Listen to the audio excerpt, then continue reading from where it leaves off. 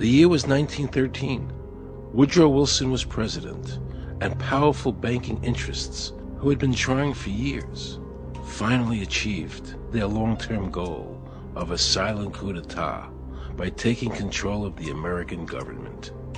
The first thing they did to accomplish their takeover was convince Secretary of State Philander Knox to lie to the American people and tell them that the 16th Amendment, the Income Tax Amendment, had been legally ratified by the states when it was not.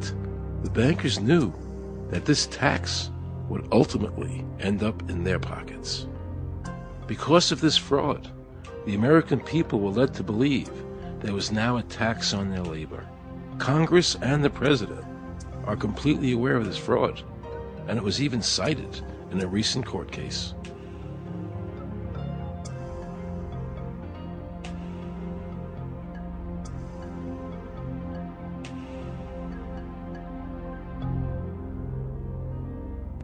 That very same year, the bankers committed their second and by far the most diabolical fraud ever perpetrated on the American people by bribing senators to pass the Federal Reserve Act without the required constitutional amendment.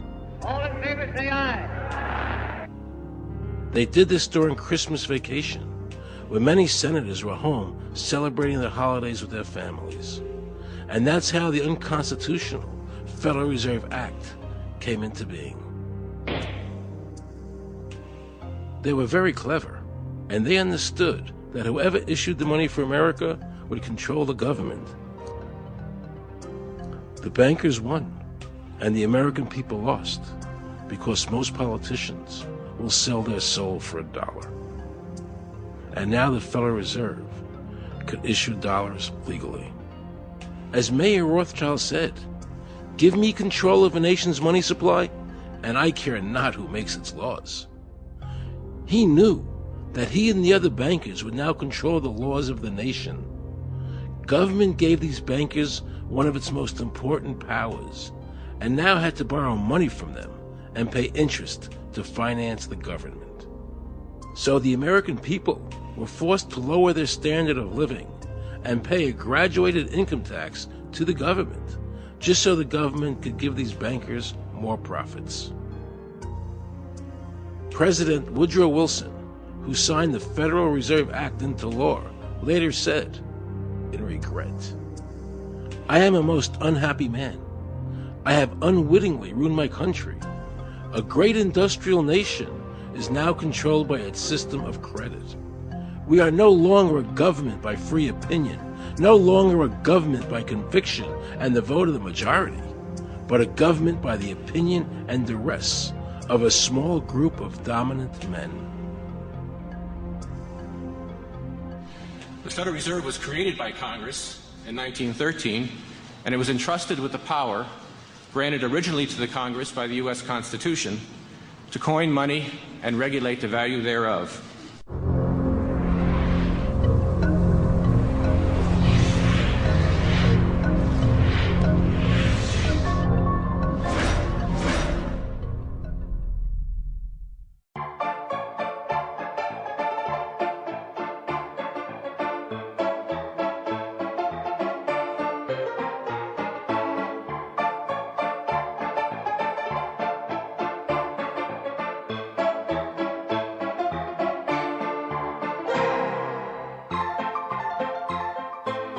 What's your name?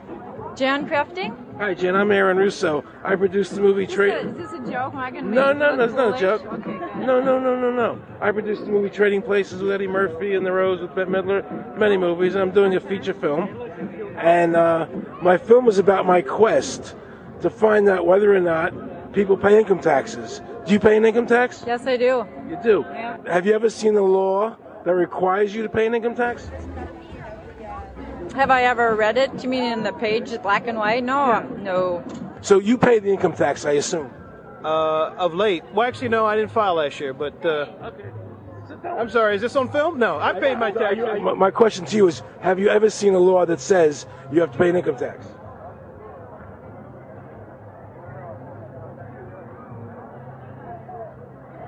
The law is that guy that wears that badge and a gun. That's the one that puts you in jail. That's the law. Actually, I can't stand the IRS. Okay. They're evil. Do you have any fear of the IRS? Not really, because I'm Canadian. I think it's actually unconstitutional, is what I've heard. Right. But to avoid any hassle, I pay it. If there was no law and I wasn't afraid of them coming and taking me to jail, absolutely, I wouldn't pay taxes. Okay, then no, I wouldn't pay income taxes.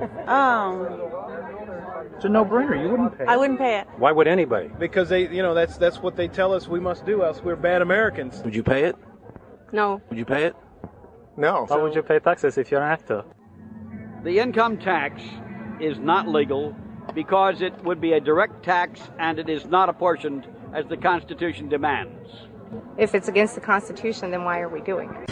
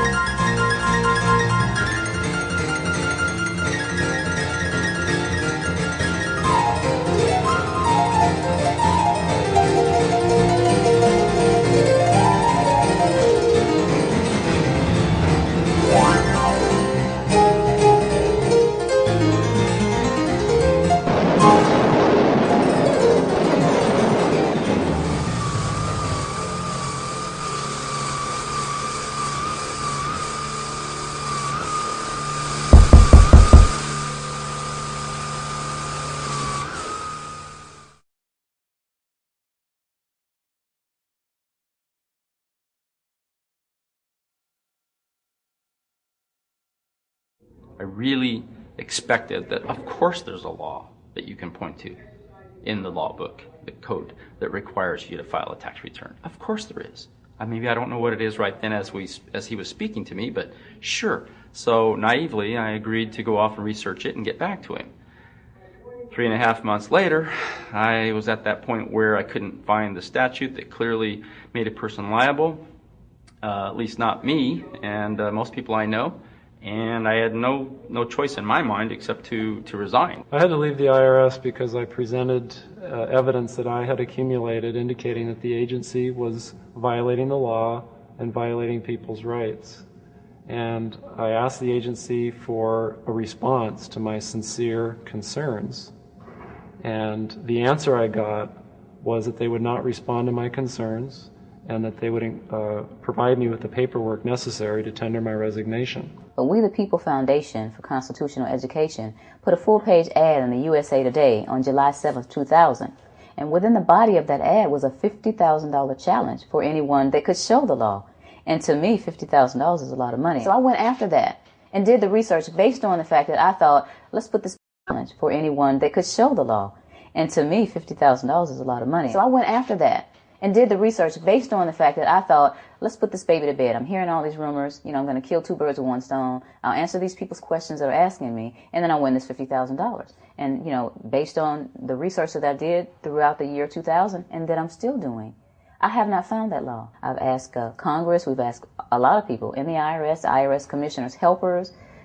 They can't answer, because if they answer, the American people are going to know that this whole thing is a fraud.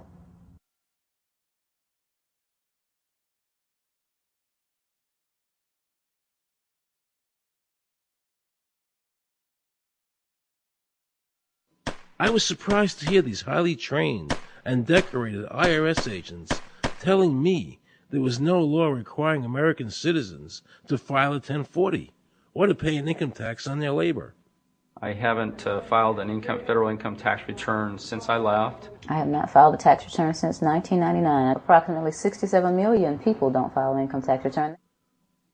I made a decision to go to Washington so I could attend the We the People Foundation press conference. They were going to serve a class action lawsuit on the IRS, signed by over 3,000 people, because the IRS has refused to show the law that makes Americans liable to file a 1040 or to pay an income tax on their labor. I was very curious as to why the IRS refused to show the law, as it seemed such a simple thing to do. Yet I was skeptical about the Foundation's claims. There had to be a law, right?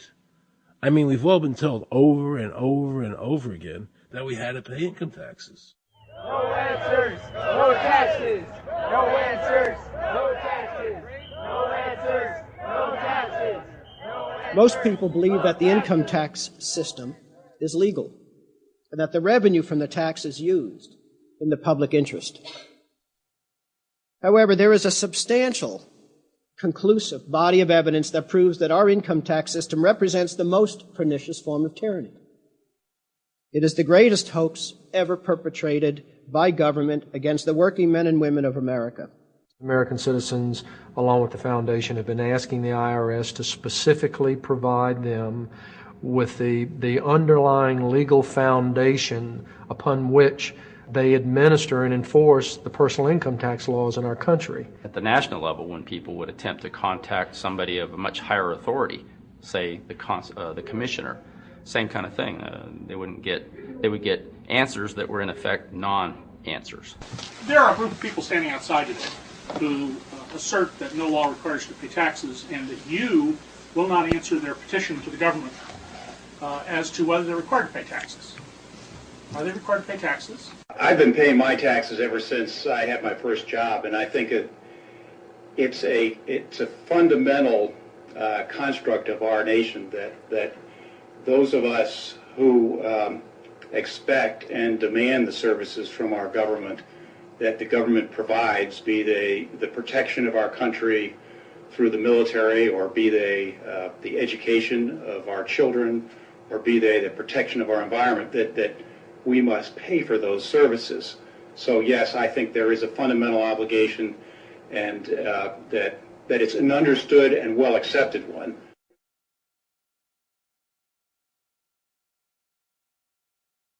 Joe Bannister and I had a meeting in the White House with President Clinton's economic advisor, Jason Furman. He accepted the remonstrance for the president. On June 2nd, I called and spoke with him. His words were, "We have decided that the issue of the legality of the income tax is not a high priority matter for the White House, and we will not be participating in any conference on the subject."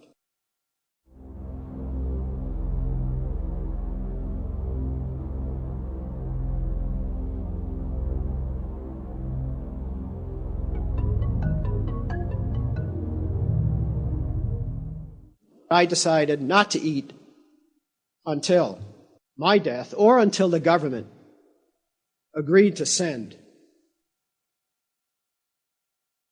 their experts to meet with the experts from the tax honesty movement. And with the help of Congressman Bartlett,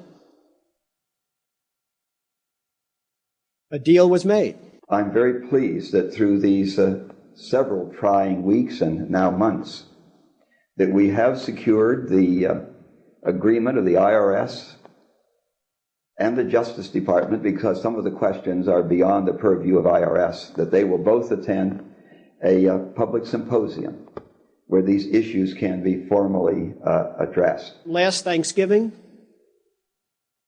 DOJ and IRS notified Congressman Bartlett that they would not participate. Congressman Bartlett then waited until late January. He informed me that he would not be participating. Why do you think you've been able to get away with not paying or filing your income taxes for so long? Well, first of all, I've not gotten away with anything. I'm not hiding from anyone. I'm simply asking the IRS to show me the laws that apparently require me to do these things, and they are suspiciously reticent to answer questions from me. And of course, there are millions of other people, many other organizations who have attempted to get answers. They act very suspiciously when asked to simply sit down at the table with the American people and discuss what their obligations are. Rather than pulling up a chair, they pull out a club. As a matter of fact, David K. Johnston of the New York Times asked Terry Lemons of the IRS, why won't the IRS answer the questions set forth in the petitions from the American people? Mr. Lemon's response was, the government is answering the questions through enforcement actions in the courts. This is a very chilling remark on the government's use of brute force instead of civility and logic. The federal government itself refuses to provide the American people who are coercively being subjected to this extraction of their private property without any underlying legal justification. There is no law that requires the average American worker in the private sector to pay a direct, unapportioned tax on their labor and compensation for services. There is no law. Freedom! Today, effectively, the people have said to their servant government that our rights are not going to be any longer denied, and that we're going to have answers to our petition, our legitimate, lawful petitions for redress of grievances, which are guaranteed in the First Amendment to our Constitution. So once and for all, we will get an answer. On August 31st, 2005, federal judge Emmett Sullivan ruled, the government does not have to answer the American people's questions, even though it is guaranteed in the First Amendment. Our courts have made a decision that government does not have to show the law that it enforces. And the press never reported on this. Have we given this judge the authority to overrule the Constitution, the very foundation of American life?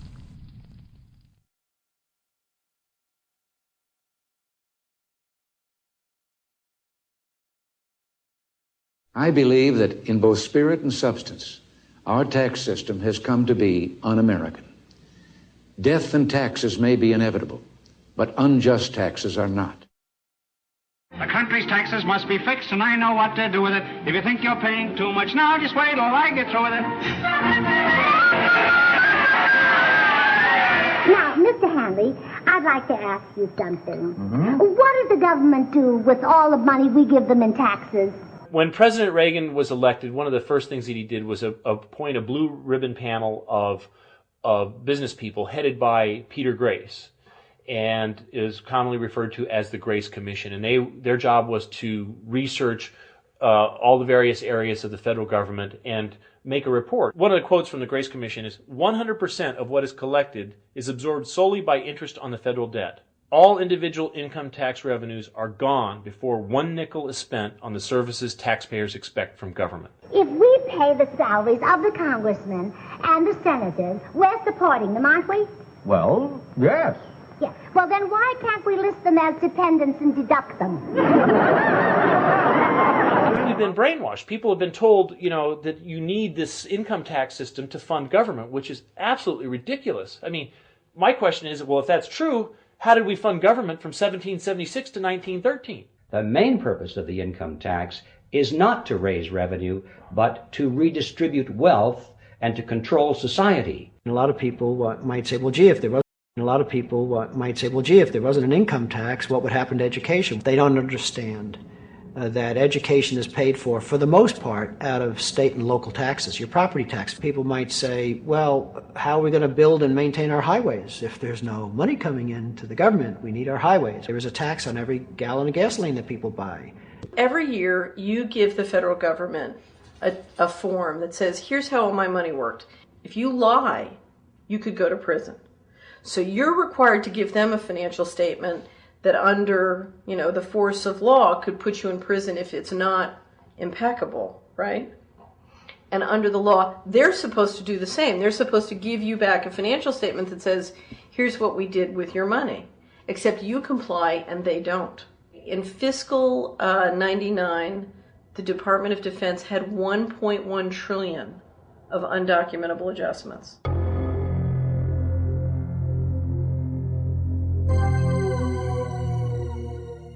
The following year, they had 2.3 trillion of undocumentable adjustments.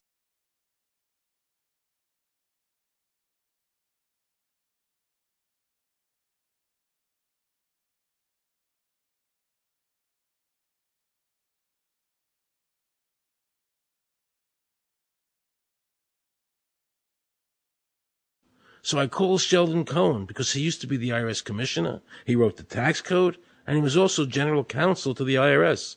He is a true expert, and I couldn't find a better person to answer my questions. He graciously agreed to my interview. The reason I'm doing this documentary is because there are many people in America today who believe that there's no law that requires them to pay an income tax or file a 1040.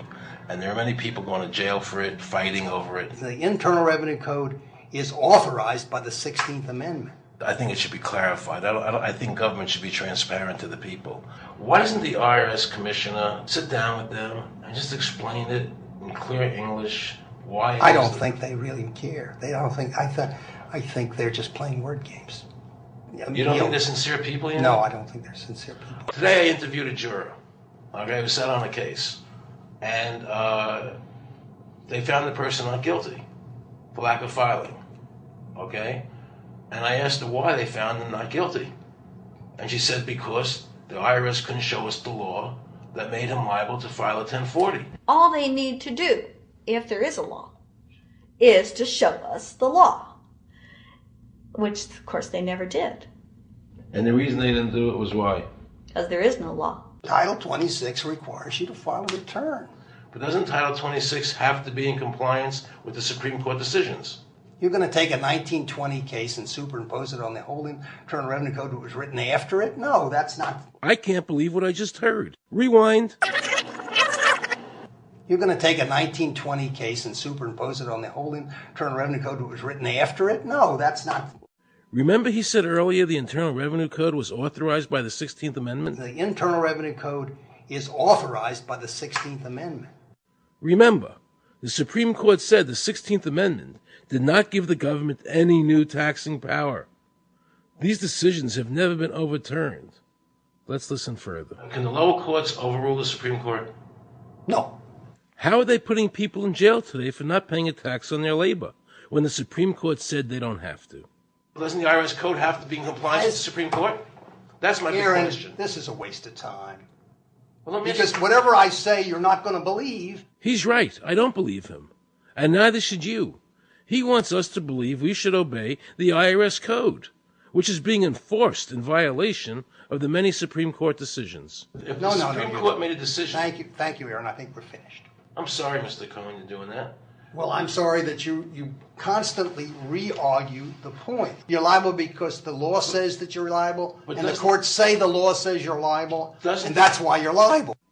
You see, he's talking about the lower courts, who are not in compliance with the Supreme Court, as they have to be. Doesn't the court have to be in compliance with the Supreme Court? The Supreme Court has so held. Where? You caught me unprepared. I'll come back. Well, I don't want to do that. But let me ask you a hypothetical question. No. You're making silly arguments here. Why is the Supreme Court decision a silly argument? Well, because it's inapplicable. That made my heart stop. He just said Supreme Court decisions do not apply to the IRS. That's the behavior you would expect from a totalitarian country, maybe China or Russia or Cuba.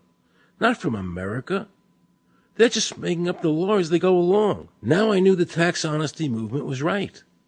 The IRS thrives on intimidation and fear, not by law. It's no different than a criminal protection racket, using force to extract your money from you. Then the former IRS commissioner, now working at a prestigious Washington law firm, threatens me. Watch. Aaron, you understand Yiddish. Gornisht helfen. For those of you who don't understand Yiddish, that means nothing will help you. Now it all became clear. I understood why the IRS wouldn't go on camera and talk about where the law was. I understood why all the senators I called refused to be interviewed. There is no law. And now you know what our political leaders and the courts have known for decades and have tried to cover up. The United States Constitution strictly forbids a direct, unapportioned tax on the wages and salaries of American citizens. The United States Supreme Court has consistently ruled that the income tax is a tax on profits and gains, not on labor and wages. On behalf of the American people, I challenge the IRS to show me a statute that allows a direct, unapportioned tax on the wages and labor of the American people. And if I'm wrong, I will give my most humble apologies to the IRS. If the IRS is wrong, and there is no law, then every person who's been jailed should be let out of jail immediately. He was being tried for 4 counts of not filing his income tax. Okay. And our question was, well, what is to decide? Either he did or he didn't. It never occurred to us that he might actually be innocent while at the same time not filing. They called up the IRS agent, Agent Craner. Craner? Yeah. Robert Craner? Mm-hmm. This is Ken Doherty, who's also an investigator with the Illinois Department of Revenue.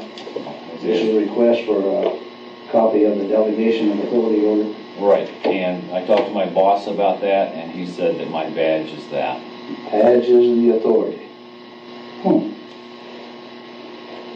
I thought it had to be in writing. The last question that the defense asked him was, did you write any of this down?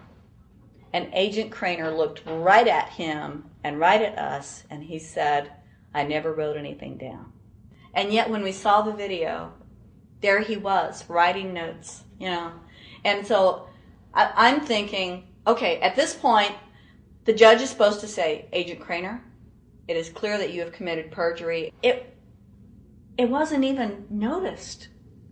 It finally came to the climax. Mr. Harrell looked right at the prosecutor, and he said, I will tell you the same thing I have told over and over again to government officials. You show me the law that requires me to file a tax return, and I'll be glad to do it. And again, I asked, under what is the requirement that you claim I'm required to do these things?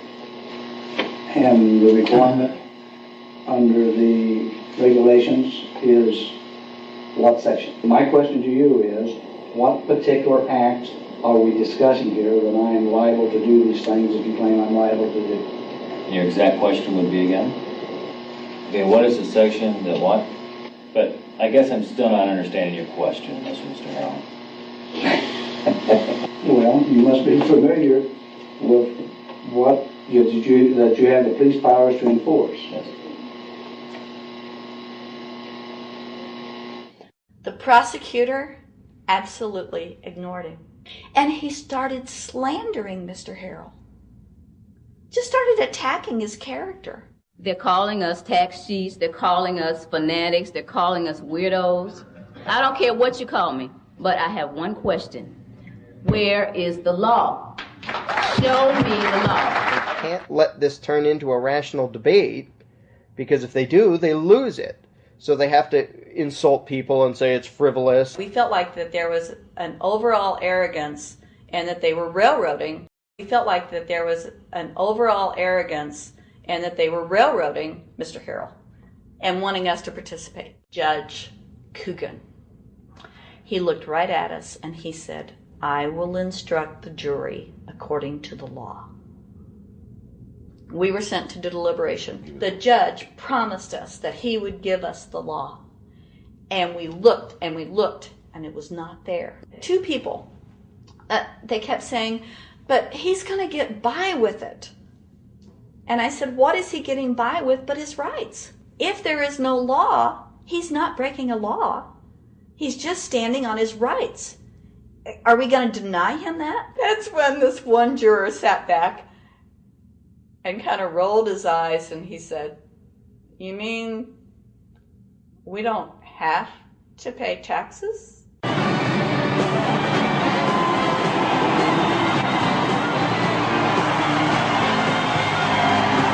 All of a sudden we realized that this trial was much bigger. And the ramifications of this trial were going to be so broad if it actually got out.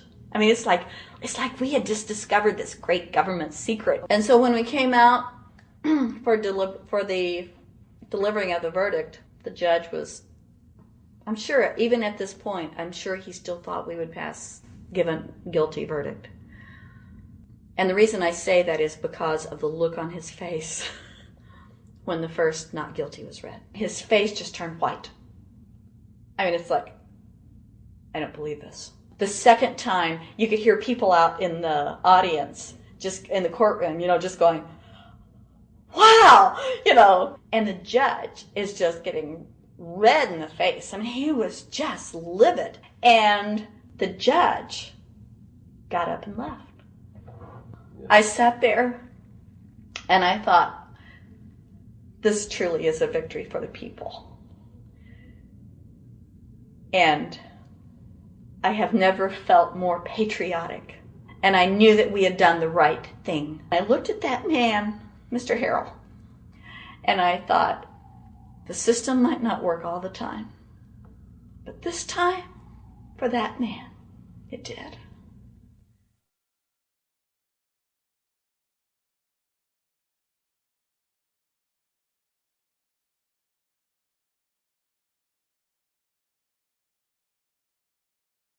I had this really uncomfortable feeling in the pit of my stomach as I was thinking to myself, how did America transform itself from being a truly free country with a servant government where our individual rights were protected by our Constitution to being a country that talked about being free but really wasn't?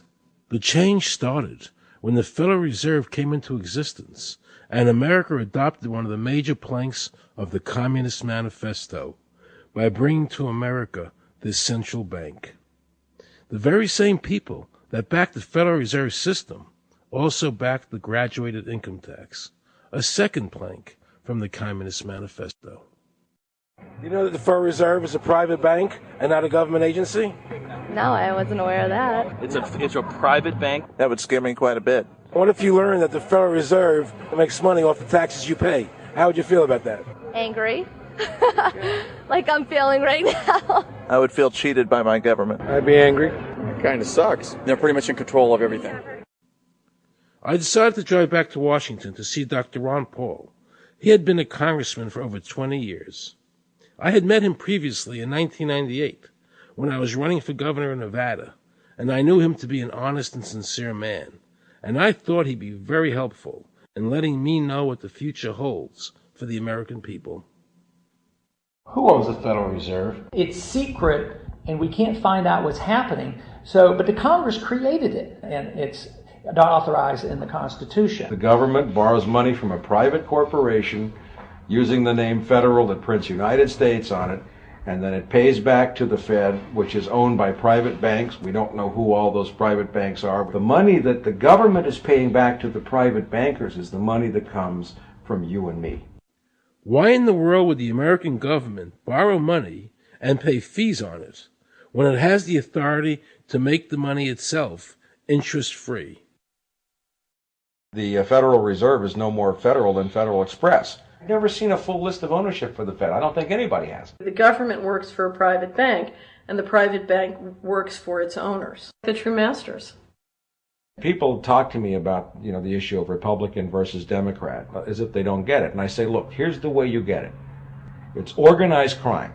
All you do is you call the Republicans the Genoveses, and you call the Democrats the Gambinos. The people at the top, they treat it like a crap game, like it's their crap game, like they're making lots of money. Occasionally, somebody at the table shoots each other, but the moment anything threatens their crap game, they all unite to protect it.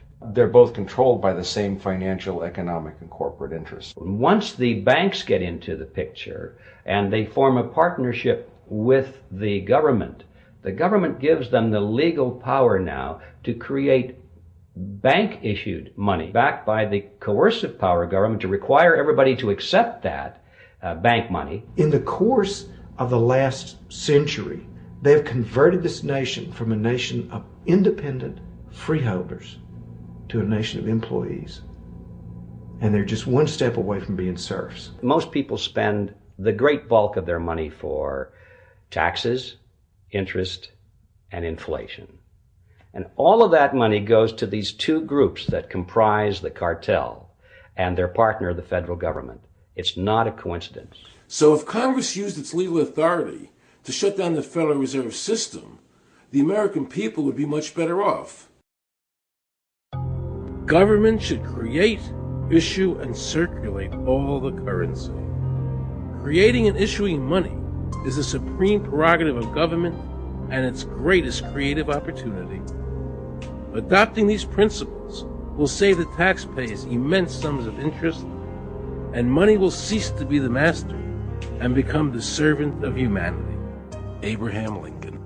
Young people today are conditioned practically from the cradle on up to think that credit is a wonderful thing. You don't want to damage your credit. You want to do what you can so that you can go to the bank and get a good loan. There are no people who own their own property, who own their own houses, who own their own business, who finance their own business.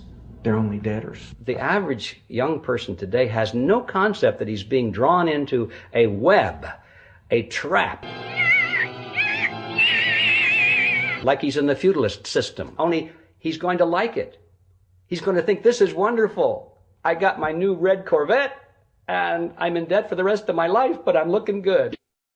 When a person borrows money, it puts a noose around their neck and makes them servant to the lender, which is exactly what the Federal Reserve System is designed to do.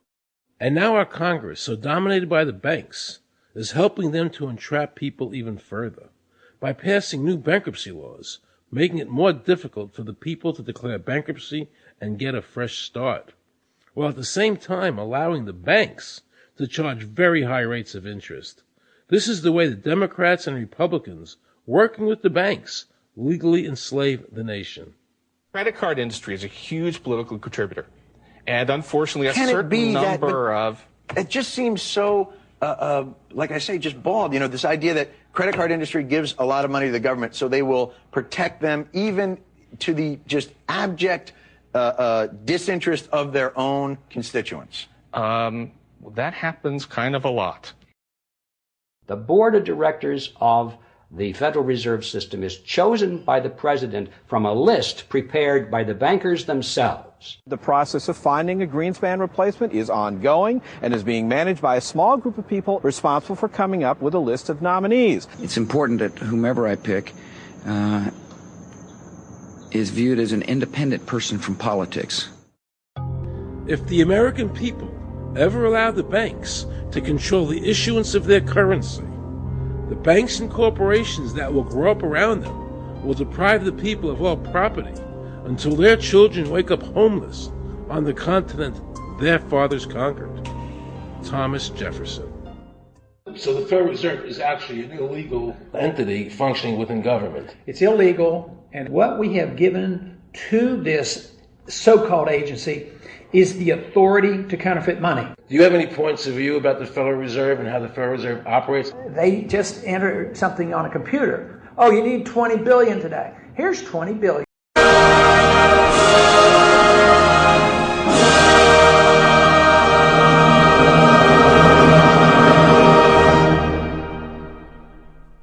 What happens if your own government is using more force and more coercion on its own citizens for the purpose of achieving its political ends? Is that government engaged in terrorism? Now let's watch the government add insult to injury to the people of New Orleans. No one will be able to be armed. We will take all weapons. That happened today in this wealthy neighborhood where homeowners had armed themselves to protect their mansions. Residents were handcuffed on the ground. In the end, police took their weapons but let them stay in their homes. Wasn't that kind and generous of the government to allow people to stay in their own homes? How thoughtful. Of course, they couldn't defend themselves from looters. For many of the police and guard troops, it is an uncomfortable job to do this in an American city. You never expect to do this in your own country. Walking up and down these streets, you don't want to think about the stuff that you're going to have to do. We are losing our right to property.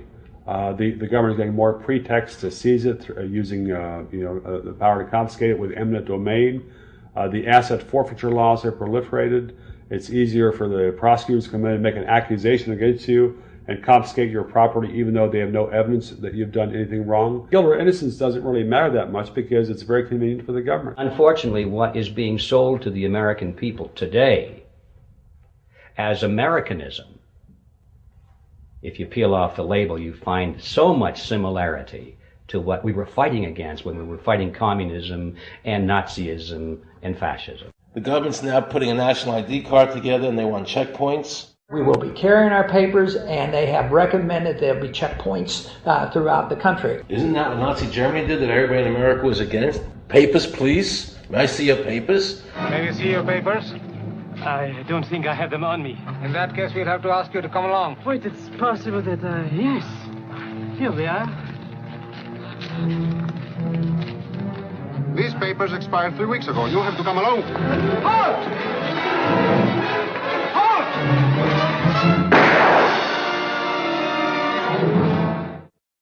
The new legislation, the national ID card is in it. It takes 3 or 4 pages to describe, and it will be connected with our driver's licenses. The states will be instructed on exactly what they have to do. Social security numbers will be used. Some type of a physical proof, such as fingerprints or retinal prints, have to be on it.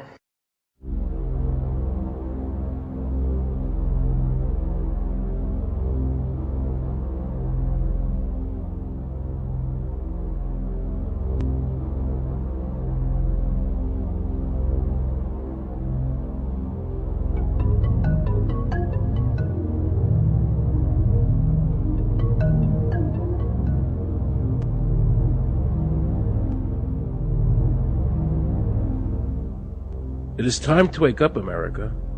These ID cards are not about defeating terrorism, but they are all about controlling the American people. I arranged an interview with Catherine Albrecht, a leading authority on the RFID chip. Her book entitled Spy Chips is the definitive book on this subject. I wanted to find out just how dangerous these chips are to our liberties.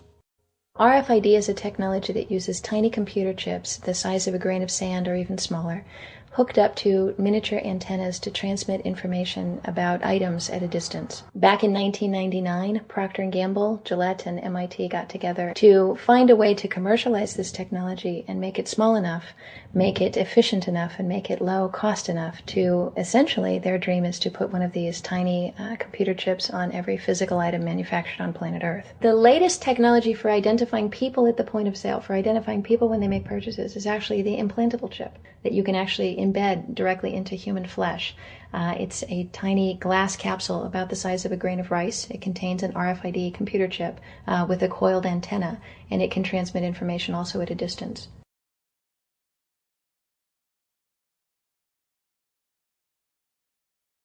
Can a microscopic tag be implanted in a person's body to track his every movement? There's actual discussion about that. You will rule on that, mark my words, before your tenure is over. Homeland Security folks, the Department of Defense, and others have expressed an interest in being able to more closely monitor the U.S. populace. And one way to do that, of course, would be being able to determine who buys what and where they take those things.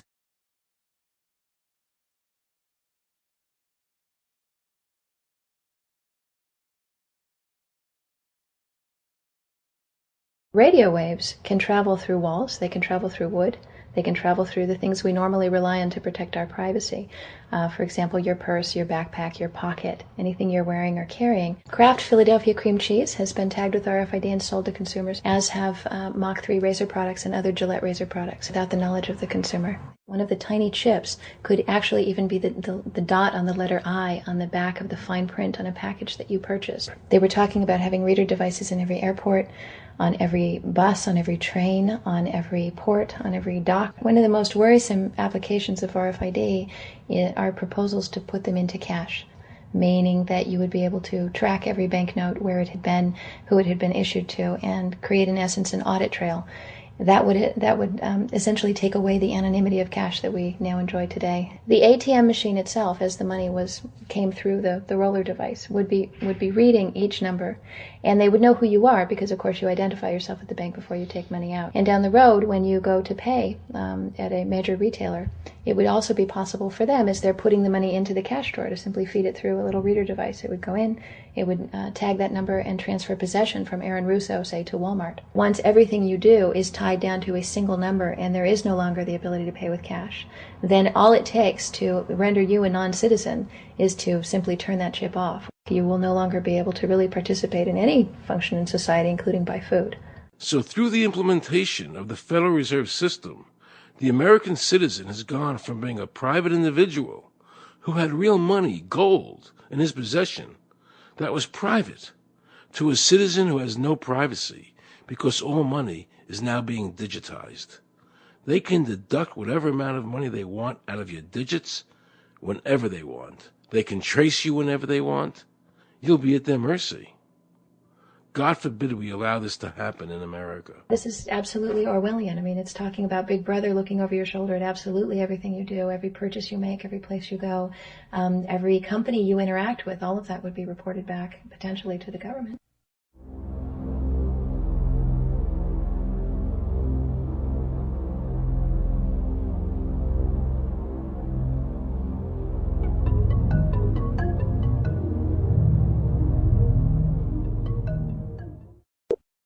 Have we become so controlled and so ignorant about our rights that big institutions and big government can do whatever they want with us, even without our approval? I knew for certain the Founding Fathers would resist to the death what is happening in America today. And I, for one, will not accept a national ID card. And if nobody accepts a national ID card, and nobody can board a plane without one, then let the airlines go bankrupt. And if you can't open a bank account in a big money center bank, then open an account in a small local bank. And if we can't walk into a federal building, I personally would consider that a blessing. Don't allow these institutions to dictate to us how we conduct our lives. This is America, and we have free choice. We the people have all the power, not the government. Government gets its power from us, not the other way around. Think of all the men and women who died in all our wars, fighting for freedom, not Federal Reserve bankers. Do you think they sacrificed their lives so that Americans could be chipped like a dog? So we could all have a homing device inside us? No. This ID card is the last step before they implant us. And that's precisely the reason nobody should accept one. And you know what they're going to do? They're going to call on the propaganda machine, the media, and try and sell this as if it were in everybody's best interest. We're working on a product that we have called internally a PLD. PLD stands for Personal Locating Device, which is an implantable GPS for which our company owns a patent. The hybrid of the two of these products, being Digital Angel and Verichip, is what we call PLD. PLD should be in prototype form by the end of this year, by December of 2002, and we are already working with the Food and Drug Administration as well as legislative agencies with these products and ultimately with the PLD.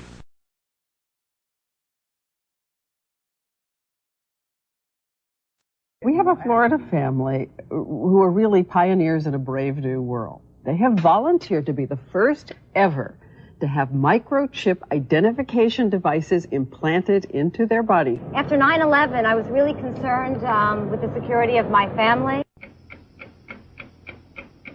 I wouldn't mind having something planted permanently in my arm that would identify me. Talk about identification papers. Watch what happens to a woman in Florida whose license was suspended. Get out of the car or I'm going to tase you. The next street off the Secret.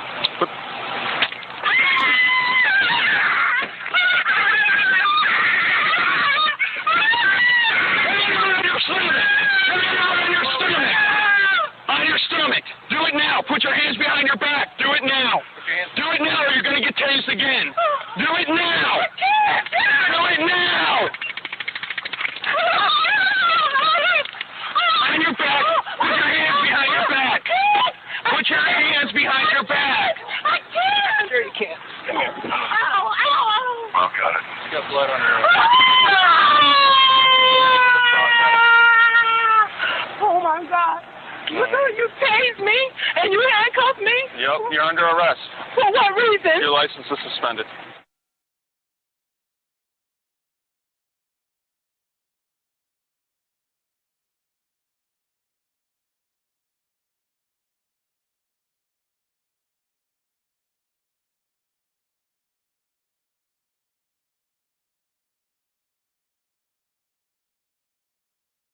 and to continue to pile name upon some wall in the future for a strategy that has failed. That's the distinction.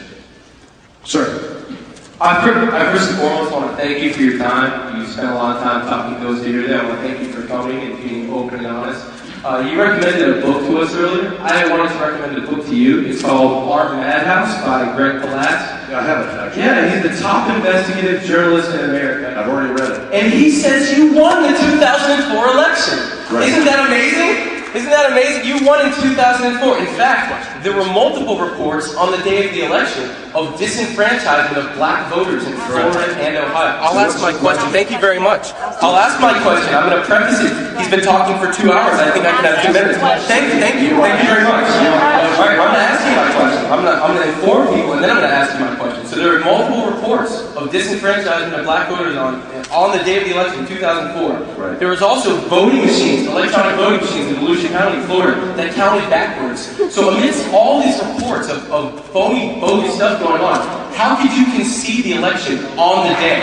How could you concede the 2004 election on the day? When in this book, it says there were 5 million votes that were suppressed and you won the election. Didn't you want to be president? I'm not even done yet. I have 2 more questions. If you were so against Iran, how come you're not saying, let's impeach Bush now? Impeach Bush now before you can invade Iran. Why don't we impeach him? Impeach Bush. Clinton was impeached for what? A blowjob? Why don't we impeach Bush? All right? Also, were you a member of Skull and Bones from college and Bush? Were you in the same secret society as Bush? Were you in Skull and Bones? Thank you for cutting my mic. Thank you. Are you going to arrest me? Excuse me. Excuse me. What are you arresting me for? Whoa, whoa, whoa, whoa. Is anybody watching this? I'm not doing this. I want to see you. Get off me. Get off me. What the fuck are you doing? Get off me. Hey, hey. What are you doing? What are you doing? What is going on?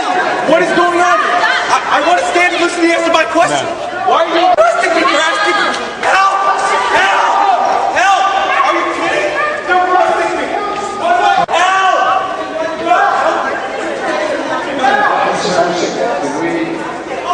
I didn't do anything! Help me! Help me! Help! They're arresting me! He's got a taser on his chest. I mean, this really is ridiculous. He's an idiot.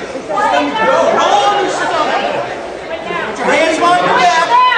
I think if everybody just this situation will happen. You don't have an option. Let me just stand up. I'll answer this question. And,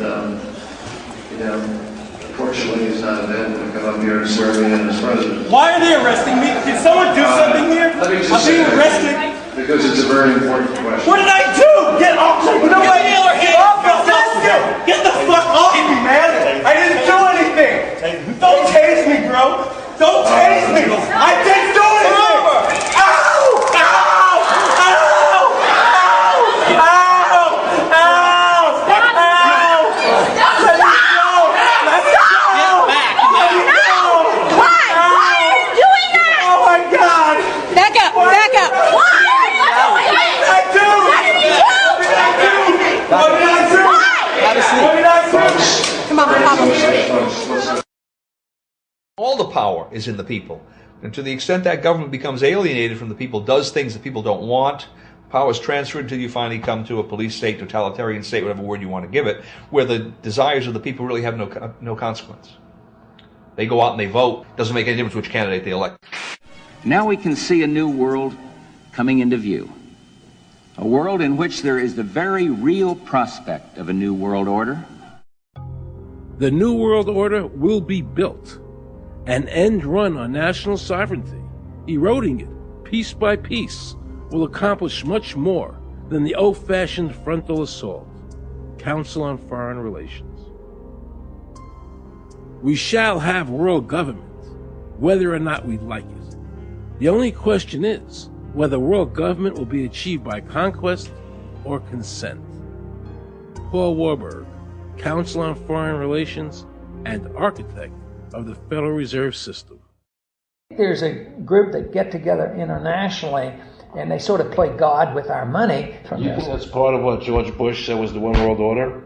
They can't have a new world order only with a world police, military. Right. I think the financial system ultimately is even more important than the guns.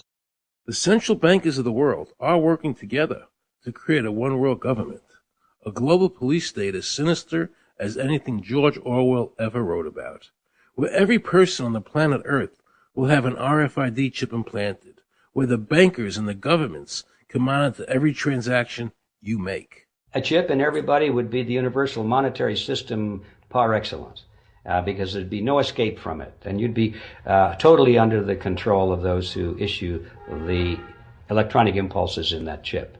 Their strategies are being accomplished through the World Trade Organization, the International Monetary Fund, and the Bank for International Settlements, which is the central bank for all the central banks of the world. Most people don't have a clue that these unelected private bankers actually control the governments of the world. They have financed and profited from every war since World War I without concern for humanity. The war in Iraq is an attempt by the Federal Reserve and their partner, the Bank of England, to control the Middle East and to make it a part of the New World Order. To defend the New World Order, U.S. soldiers will have to kill and die. Arthur Schlesinger, Counselor on Foreign Relations. Military men are just dumb, stupid animals to be used as pawns in foreign policy. Henry Kissinger, Counselor on Foreign Relations. Now let's listen to this quote by Robert Reich, a member of President Clinton's cabinet and one of his most trusted advisors.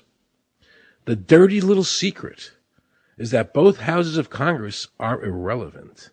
America's domestic policy is now being run by Alan Greenspan and the Federal Reserve. America's foreign policy is now being run by the International Monetary Fund. Dr. Carol Quigley, professor from Georgetown University, who was also President Clinton's mentor, said in his book, Tragedy and Hope, the powers of financial capitalism had a far-reaching aim, nothing less than to create a world system of financial control in private hands, able to dominate the political system of each country and the economy of the world as a whole.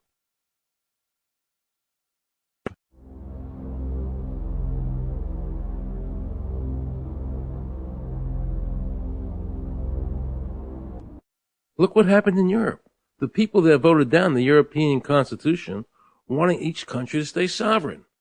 Yet the private central bankers are pushing the governments forward to make this Constitution happen, even though the people voted against it and clearly do not want a world government nor one European government.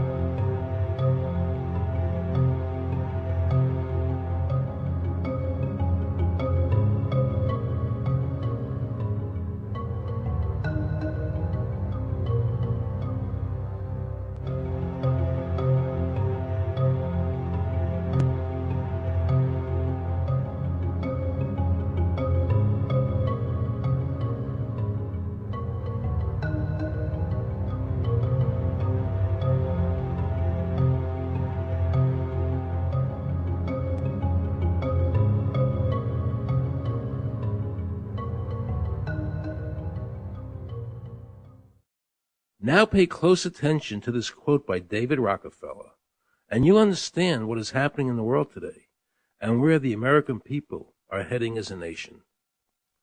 We are grateful to the Washington Post, the New York Times, Time Magazine, and other great publications whose directors have attended our meetings and respected their promises of discretion for almost 40 years. It would have been impossible for us to develop our plan for the world if we had been subjected to the lights of publicity during those years. But now, the world is more sophisticated and prepared to march towards a world government. The supranational sovereignty of an intellectual elite and world bankers is surely preferable to the national autodetermination practiced in past centuries. David Rockefeller, a member of the Council on Foreign Relations, actually believes that we would be better off if he and his bank of friends ran the world.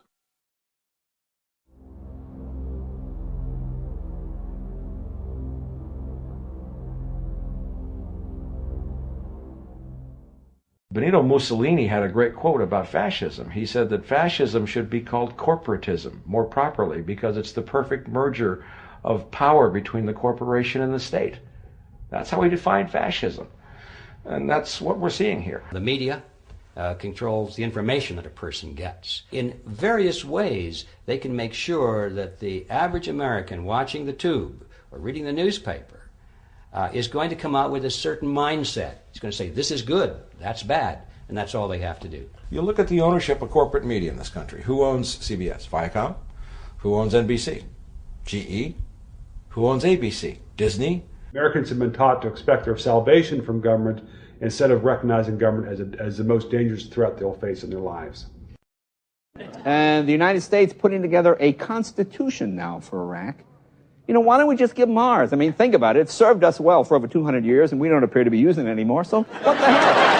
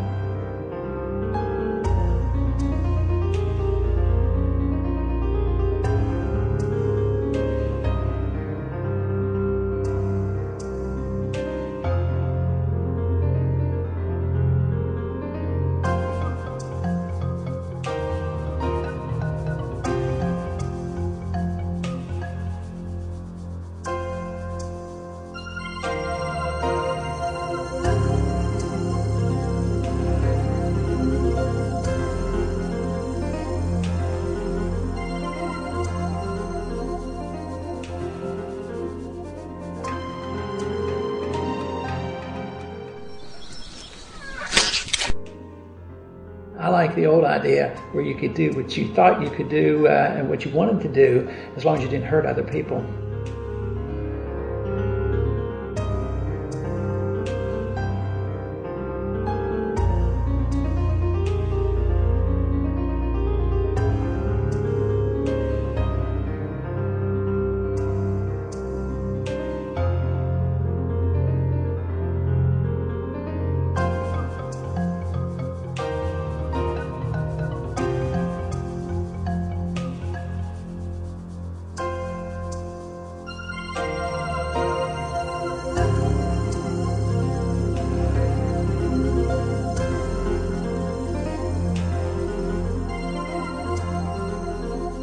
I think that the ultimate choice that's being presented to mankind is that it's time to either evolve or perish.